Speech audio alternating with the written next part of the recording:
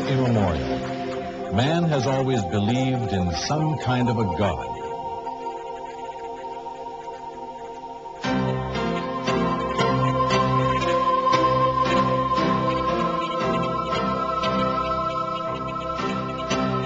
This need to believe in a supernatural and omnipotent being led many to search for a God, start wars in the name of a God, even create a God if they had to.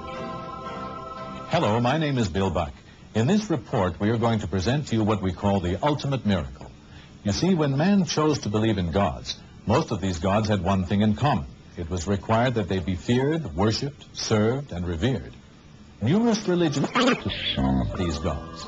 Some of the oldest religions still exist today, namely Buddhism, Hinduism, and Shintoism. Some of these religions believe in many gods. For example, a god of fire, a god of water, a god of love, a god of prosperity, and so on. Then came the monotheistic religions, those that believe in one God, all of which are considered major influences in global history and affairs. These are Judaism, Christianity, and Islam, and significantly, they share a common belief in one supreme God. Perhaps the best way to portray these is to look at Jerusalem, where all three religions mingle. We have a historical account of biblical and other prophets and the miracles that they are credited with having performed. There was Moses, who we are told talked to God and led the Jews out of bondage and brought them the 10 Commandments. He even parted the Red Sea when pursued by Pharaoh and his troops, according to the Bible. There was Jesus Christ, who is the Son of the living God to Christians. Through him, Christians entered into a new covenant with their Creator. Lastly, there was Muhammad. Muslim history tells us that in Mecca, God revealed to him the Quran, the Muslim holy book, which is recited fervently and followed by 1/5 of the world's population. For many centuries, and in spite of man's experience with religion, there still remain many mysteries. The most baffling and complex mystery of all remains the identity and the concept of this God that man has never seen and yet believes in so religiously. This sea of religious confusion has been swelling all the time. Many religions, all claiming to be right, began to break into sects. During all this time, man was advancing economically, socially, militarily, and intellectually. Man continued to advance technologically at an unprecedented pace. But in terms of religion, he was still in this sea of confusion, often misled by tricksters and deeply disappointed with his unanswered prayers to this unseen God. Disappointment and confusion led many to lose their belief. Agnosticism and atheism have become widespread. Many now openly reject or at least question the existence of this God who has been so popular throughout the ages. The theory of Darwin became the accepted opinion of many scientists and scholars who were able to draw supportable conclusions from the proof and arguments presented. But now, most scientific and religious thinkers realize that there are deeper questions. So, where does that leave us? Are there any real solutions to this religious dilemma? On the one hand, man cannot accept the illogical practices that religion dictates to him. Yet, by denying God, man still doesn't find the answers to some of his most burning questions, such as, who am I? Why am I here? Is there a God? What is the purpose of life?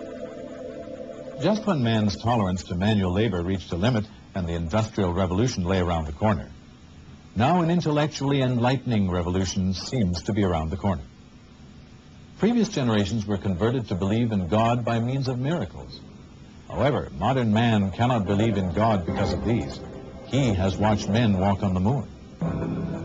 He is presented daily with the latest technological marvel. He has come across too many false claims, fake miracles, and fake prophets.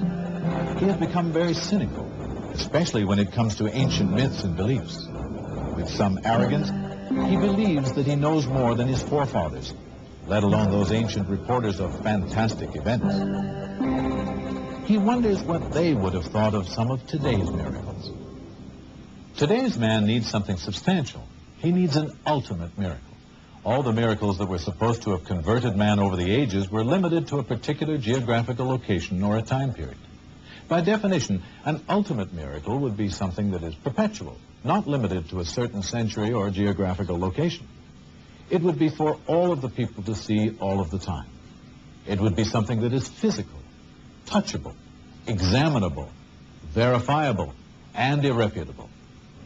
A few years ago, noted scientist and television personality Carl Sagan, in his best-selling novel, talked about a mathematically coded message from outer space. On page 431, the author states, "My fondest hope for this book is that it will be made obsolete by the pace of real scientific discovery." Well, it seems that Carl Sagan's fondest hope has come true. Research over the past few years has uncovered just such a mathematical code in a document that is over 1,400 years old. There are other miraculous aspects to this document. For instance, only in the past 20 years has science been able to witness the development of the fetus in the very early stages. However, 1,400 years ago, the development of the fetus in the first 28 days had already been documented, and with such graphic accuracy that it left Dr. Moore, chairman of the anatomy department at the University of Toronto, utterly amazed. For at this stage, the embryo is only about 1/10 of a millimeter long and would appear like a dot to the human eye. To discern its shape would require a powerful microscope. However, microscopes were not developed until the 17th century. And yet, 1,400 years ago, we find the following. Thereafter, we created of the drop a thing which clings, a leech-like structure. Dr. Moore confirmed that the embryo does in fact cling to the wall of the uterus. Another passage describes the stages of fetus development. God makes you in the wombs of your mothers in stages, one after another, within 3 veils of darkness. Dr. Moore confirmed the accuracy of this description also. He explained that the 3 veils could reasonably be interpreted to mean the mother's abdominal wall, the wall of the uterus, and the amniochorionic membrane. It goes on. We've all heard about the Big Bang Theory, but who would expect to find an account about the Big Bang Theory 1,400 years ago? But there it is. Do the disbelievers not realize